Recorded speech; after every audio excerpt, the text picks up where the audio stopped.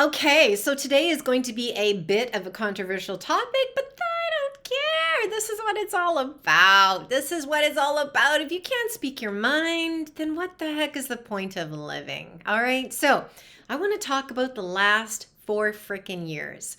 It has been drama filled. So, how has it been for you? Do tell. I would love to know. Put it in the comments below. Here are a couple of things that I have learned over the last 4 years.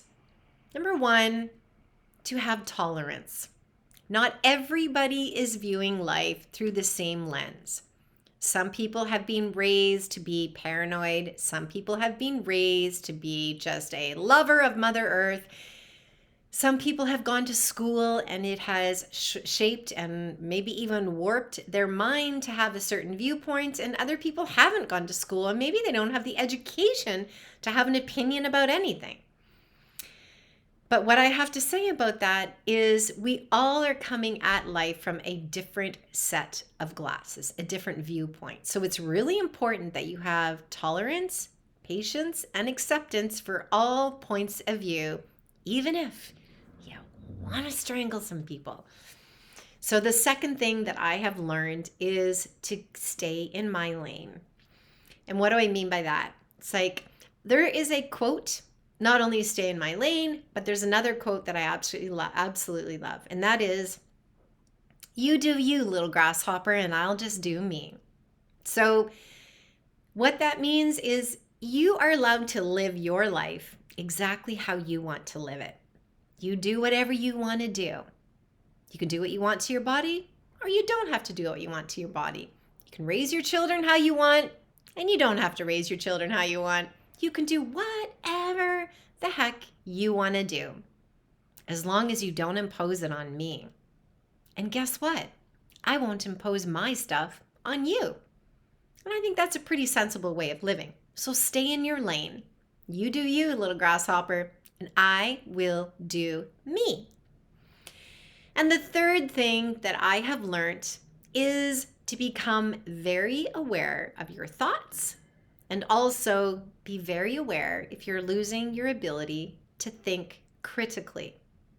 So many of us are walking through life like little zombies, getting up, nailing the alarm clock, grabbing your cup of joe, heading out the door, and then before you know it, you're driving home with your empty lunch bag, you're having dinner, you're flipping on the Netflix, and then you're off to sleep. And then it's repeat Groundhog Day the very next day. And you've stopped learning how to think for yourself. Everything is set up so it's so routine and it's so automatic that you don't even know how to think critically anymore. So learn how to think critically. Make sure that you don't lose your critical thinking skills so that you are able to know when perhaps you might take a step back and go, or maybe take a step forward and go, Critical thinking will serve you. Not enough people in this world are critically thinking. They have lost their ability, not only in the moment, but long term. Critically think long term, not just in this moment, but what about 5 days from now, 5 years from now? That is what is incredibly important, especially in today's times. And I guess the last thing that I have learned is you sure know who your friends are.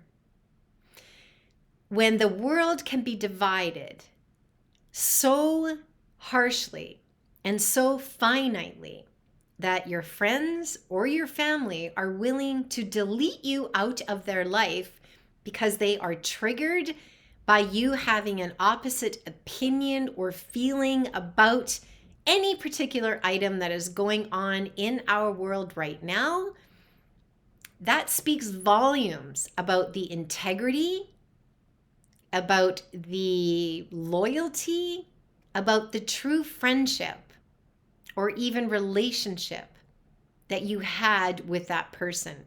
You see, in my world, my friends and I, we can all have different opinions. And some of those opinions are very different. And they can be deal breakers or could be deal breakers if we allowed it to. But we love and respect each other enough to say, you know what? I understand that the lens that you have looked through life for your entire life has been different than the one that I have looked through my life through. And that is why we are seeing things differently. So I understand you, and you understand me. And other than this one or two or three things that we see differently on, all it is an opinion. It's not life or death. Our friendship hasn't changed. You like chocolate ice cream, I like vanilla. Why would we break up over that? It's really important that you keep the main thing, and keep things in perspective. So if you've had relationships in your life that either you have ended or they have ended, ask yourself why.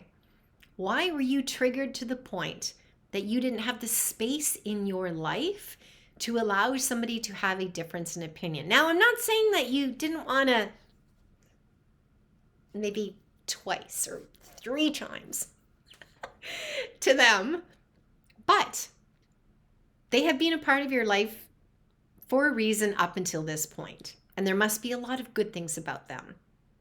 So if you have deleted somebody out of your life, maybe the person to look at is you. Just something to think about. Okay, so that is all I have to say about the last 4 years. What do you have to say about it? Throw it into the comments below.